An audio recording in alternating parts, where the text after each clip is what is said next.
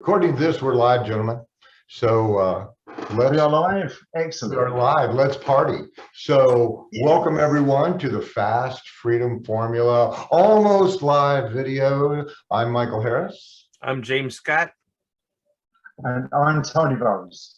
So it's going to be a fun yet weird show because James is the one that picked this title. And would you kind of give them a background of why the secret of the Spice Girls? Sure. So the Spice Girls, had a song. First off, the Spice Girls are awesome, and if you don't like the Spice Girls, I don't want you in my world. But nonetheless, the Spice Girls had a song called "Wanna Be," right? And at the very beginning of that song, and the hook in that song is, "Tell me what you want, what you really, really want," and then the other person says, "I'll tell you what I want, what I really, really want." And that's the theme of today's show, is talking about what you really, really want and how do you set yourself up for success to achieve those goals and those things that you want. So I thought, why not the Spice Girls? The Spice Girls know the secret, so let's share that secret with everybody else. And if we'd had a little more planning, we could all be wearing Spice Girls t-shirts and stuff. Yeah, it's interesting that people automatically create goals all of the time. You know, it could be as simple as, I think I want a cup of coffee, and that's a goal. And the thing is that it operates unconsciously. So I thought today, just kind of for fun, that the three of us would talk about well-formed outcomes, or goals, as it were, and how to actually construct a well-formed outcome so that you can achieve what you want. It's really interesting that I don't know about in the UK, Tony, but in the States, every year they'll on New Year's Day or the day after, after their hangover. It's the same here, Michael. Yeah, the same here. Yeah, there's weight loss, there's goals orientation. But I think literally it's about 2 or 3 weeks, and that's melted away back into the distance for another 11 months and 2 weeks to the next possibility of doing it again. Yeah, exactly. So over the course of a year, 78% of all the people who created this goal, I want to be taller, I want to be shorter, I want to be richer, I want to be skinnier, whatever it is, they fail. And in the first 6 weeks, the drop off is even more dramatic than that. Just a little fun fact, okay? Less than 3% of the people out there in the US have written goals, okay? Wow. And even fewer of them ever return to that goal after they write them down. And here's your fun fact: 97% of the global wealth is in the hands of 3% of the population. Let's think about this. 3% do written goals. 3% of the global wealth is in the hands of people. I just wonder if that might be enough of a reason to start doing written goals. But if it's not, just keep listening. Okay, so let's just start with some basics, okay? And I know you guys know what a well-formed outcome is, but hey, there may be people that don't. Okay, a well-formed outcome or a goal has 3 parts. And part number 1 is 4 steps. And those 4 steps are, what do you want? Okay, and I find it surprising that more people know what they don't want than they actually do of what they want. So, just kind of like follow along with this, it's like, what do you want? All right. So let's say I want a bottle of water. Okay. When do I want that?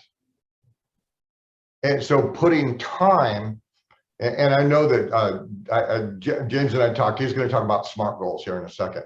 But the first step is, what do you want? The second step is, when do you want that?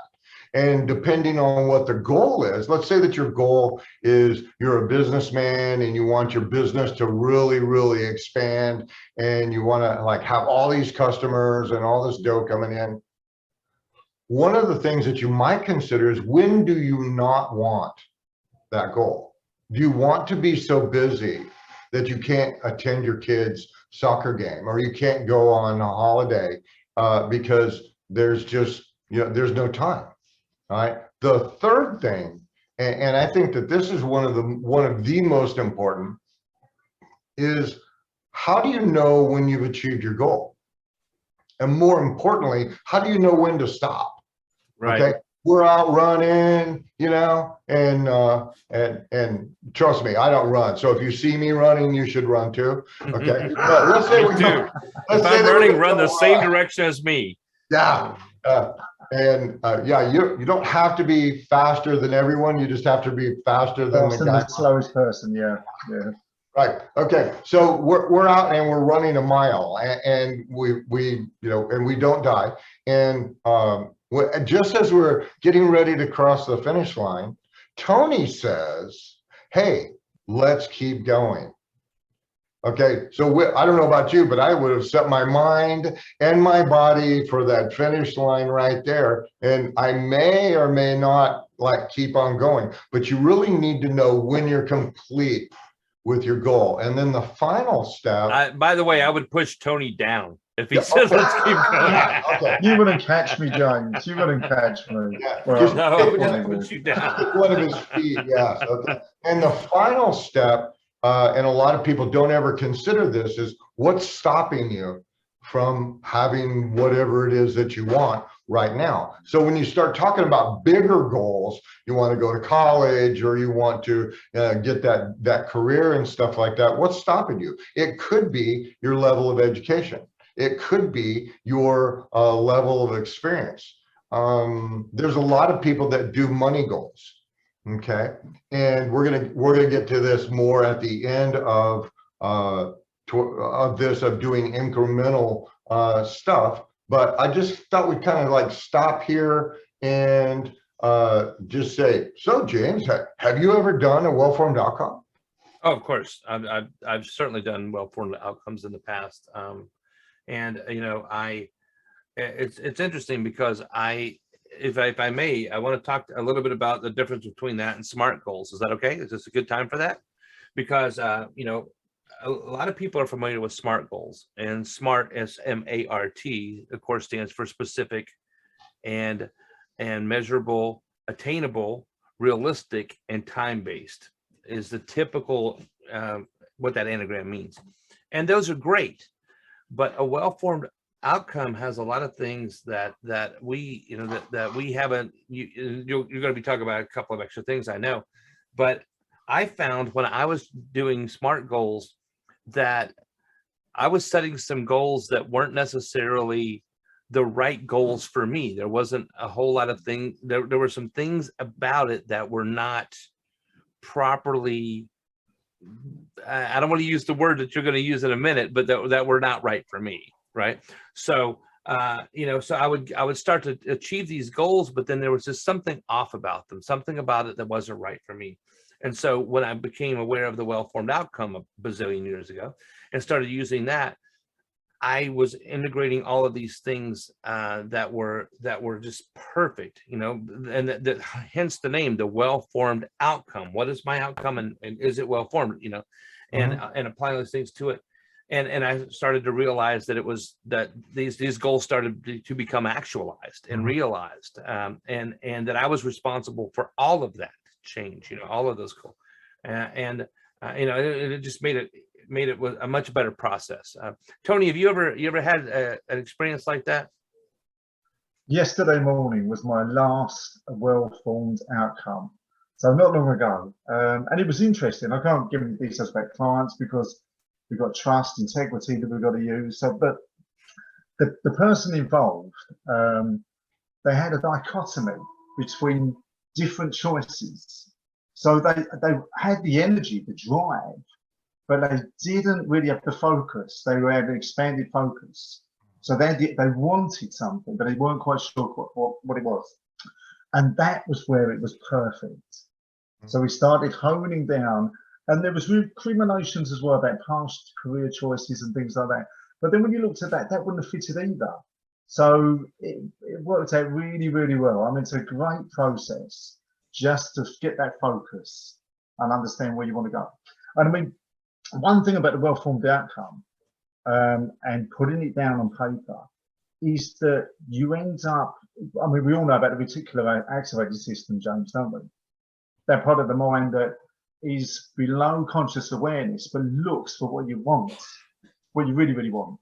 So it's the part of you that's got that awareness. So if you're going to buy a car and you start looking at the car, you look at the magazines, you go online, and then all of a sudden, as you're driving down the road, you start seeing that particular car because you've made your consciousness aware of that under the radar. Yeah. And this is where I think with the well-formed outcome, you start honing that in to the point where you start getting possibilities of potential arising, perhaps in the periphery, but you're more aware of it. So that's what I think this really works well with. So yeah, okay. Just anymore, my last one. So and back to you, James. Oh, Michael. So okay, so we've done our 4 steps. I'll blow through them again. You know, what do you want? When do you want it? How will you know when you get it? What's stopping you from having it now? And then we'll move on to that next part. And it's the word that you were avoiding saying, James, would have been okay. Is this goal ecological?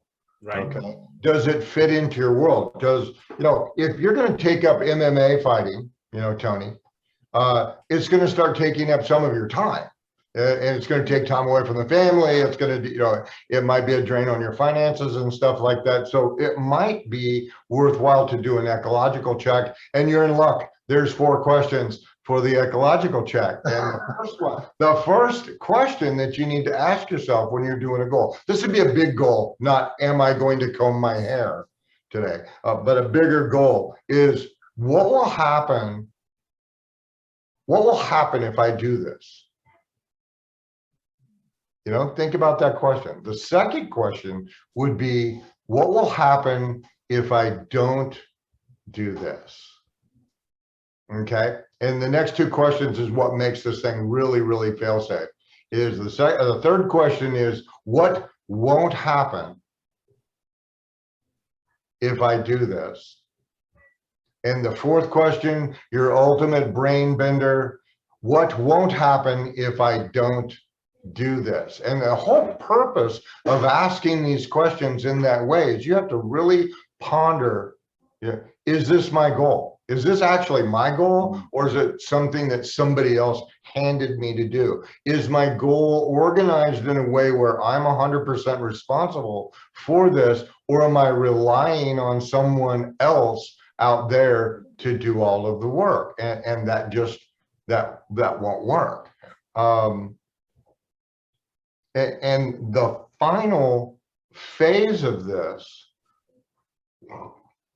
is the kinesthetic, the action. You actually have to do something.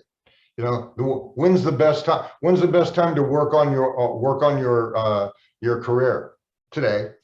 When's the best time to work on your personal evolution? Today. Okay. So the third part of this well-formed outcome is called action steps. Okay, what's the first thing you need to do, the second thing you need to do, and the third thing that you need to do in order to achieve this goal in a way that's very, very satisfying? Okay, and just, well, I'm gonna save that story until we get to intentions. There's also another way of setting well-formed goals. Okay. And my definition of a goal is I want this thing, you know, that I've decided to have. It needs to be this color, this size. It needs to arrive on this date. It's a very specific goal. And goals like that work really well in business, but they may or may not work well in personal change. They may or may not work at, you know, like, hey, Tony, you got kids, right? Yeah. Right. How are your well-formed outcomes going with your children? Well, I think my days of influence are over, really. So, Yeah. but if I ever had any, so Yeah. yeah. My goal was for them to grow up and leave. Score. Okay. So we're going to talk just for a moment about intentions. Okay. And when I was attending the NLP health certification, and if you ever get an opportunity to go to NLP California and take their health practitioner certification, I highly recommend it. It's amazing. But they were doing something that I'd never heard of. And they were setting intentions. We had our little pod of people. There were 60 people in the group, so there were 6 pods of 10 people. And everybody, every day, every morning, we'd get together, and get in a little circle. And I was sure that we were going to sing Kumbaya, but no, we never. And they said, "What is your intention for the day?" And I cannot tell you the amount of eye rolling that was going on inside of me when I was doing that. But yeah, the health certification is 15 days. It's 5 days, and then you take 2 months off and 5 days. So by the time we had gotten to the second round of this, doing an intention in the morning and in the evening to see where you were with your intention. And to my amazement, every single time that I set an intention, it came true. So going back to the well-formed outcome, let's say that you want a car, and a very specific car, like James, I know you've been eyeballing that Lamborghini, and what color is it? What color is my Lamborghini? Yeah. It's yellow. Okay. So, so you set this intention and you want this car, and you know what model, and you know what the tires look like in the interior and all of that stuff. And you start working on that goal, and somebody comes along and goes, "Hey, here," and they give you your car, but it's blue. Okay, you're going to turn it down? No. Right. Because it's So- free Lamborghini, bro. Right. Okay. So one of the mechanisms that I really like about the intention versus the well-formed outcome, setting goals is great. Okay. But when I set a goal or an intention, it's I want this really specifically, and it's in the same format, this or something better, because I want to give myself an opportunity for more. Sure. Okay, so I have a well-formed outcome. It was crazy, and the way that you know that you have a really big goal is A, it scares the hell out of you, and B, frequently you have no idea how to accomplish it. So I set this goal for I want to help 25,000 people in 10 years. Okay, that's a big goal. And I started working on it and all that other stuff. And then I went, where you bend the fingers down and go like this. I reformatted it in an intention style. So I want to help 25,000 people or more, okay, in 10 years or less, okay? And at year 9, 364 days, and if I'm only at 24,050, will that be okay? Yes, it will. Okay, so James, do you have an intention that you've got going on right now? Me? Yeah, you're the only James. Yes. Yes, I do. Yes, I'm looking to. I want to work with a lot of veterans. We've talked about this a lot, and I really want to be able to get into some veterans organizations and be able to help veterans and their families that are struggling with the effects of emotional effects of combat operational stress and things like that. So yes, that is my intention, is to be able to I like to, I haven't put see, I don't have a well-formed outcome for this yet, but I do have an intention is to be able to gain enough grants or something funding from elsewhere to be able to do this either free for people or for a large number of people, or to do it very discounted. But that intention, it's an intention, but it's not a well-formed outcome because I don't have specificity to it. And that's something that is important. And there's something I wanted to mention real quick is when I was, you talked about the intentions and things like that with NLP training. When I was doing NLP training, when I several years, it just reminds me of somebody from several years ago when I was doing NLP training, basic practitioner training course. When I was giving the training, we were going over the well-formed outcome, and there was this gentleman there from Amazon, not from the Amazon, but from Amazon company, and he was training with me. And he sat down and he did a breakout session where I taught the well-formed outcome, and he went off with his group, and he came back and he said, wow, this is phenomenal. He knew SMART goals. He said, but I now have I think this is going to work really well for me. Well, we took our break and we came back the next week for the remainder of the training. And he had taken every one of his personal and professional goals and every single one of them and done a well-formed outcome. And he said, I now have a plan for every single thing I want to achieve in both my professional and personal life. And he said, and action steps and everything. And he had done a well-formed outcome for everyone. I'm like, wow, I'm not even that structured. But I was like, holy cow. And it was great though, because he and this is the difference between, again, that having an idea, a goal, but what's the difference between a goal and a dream? Well, a dream is just a goal, is a goal without action steps. But what is a well-formed outcome? It's, you have those action steps, and he had action steps for every single one of them. And I think that's important. And I just wanted to mention that, and because, and then we would do, I think I mentioned this to you the other day, Michael, is that when I train in NLP, the first thing we do as part of the introductions is I ask everybody, why are you here? What is your intention for being in this training?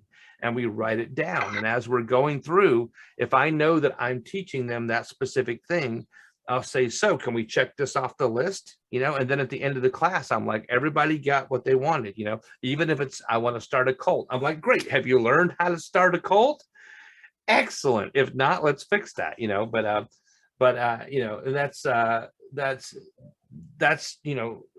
that's to me, having those intentions like that are so important because it allows you to really think about what specifically you want. But also, Michael, I think it's important that you added in that ability to be flexible a little bit. You want that or better, right? But like you said, if it's day 364 of your, 9th year and 364th day, and you're 50 people shy, are you going to be upset? No, because you've reached 24,950 people, right? But if that happens, you call me. Well, I'll find you 50 people, bro. Okay.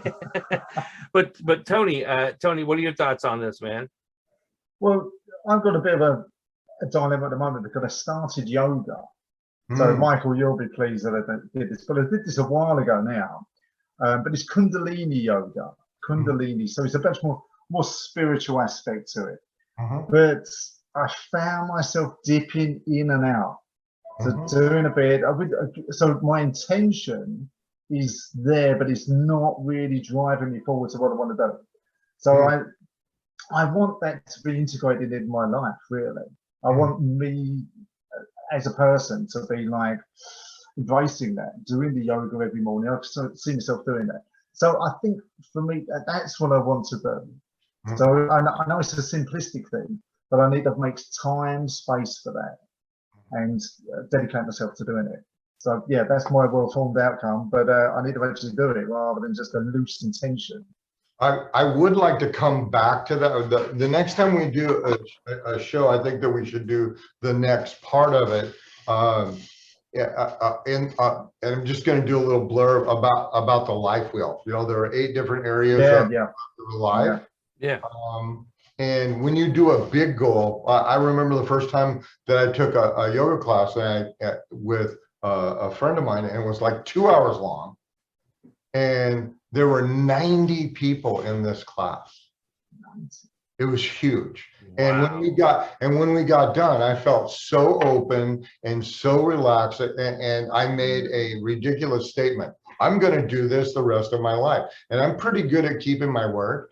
And so that, that was 35 years ago, and I'm still doing yoga. But it might be interesting for you to do a well-formed outcome on your yoga.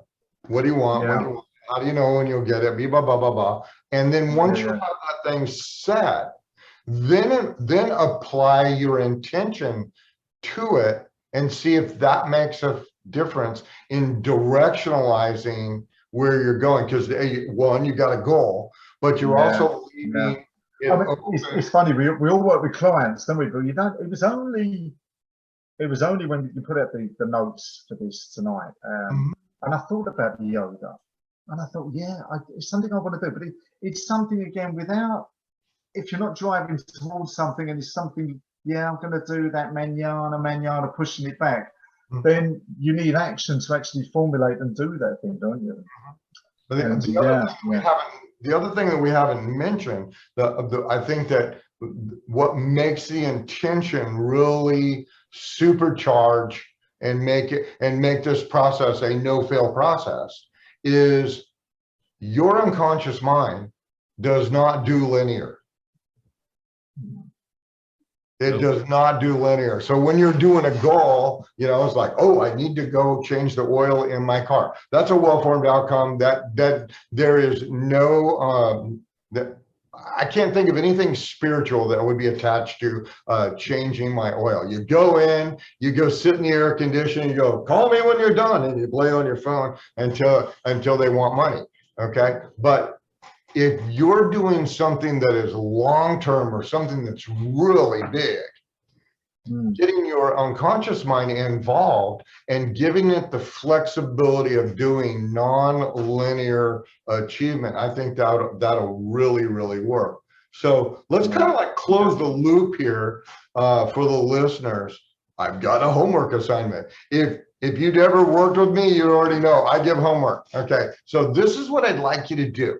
I'd like you to do this for a week, is sit 5 minutes a day and pick something you want to do, but if you don't do it today, you're not going to die. That kind of thing. It's like, I'm going to clean out my garage, or I'm going to change the oil in my car, or I'm going to mow the yard. But something that's really, really simple, because what I want you to do is I want you to get this process out of your unconscious mechanism and get it into conscious thought. Because I literally do well-formed outcomes with almost everything that I do, and I've been doing it for so long. I brought it out, did it. Now it's an unconscious process.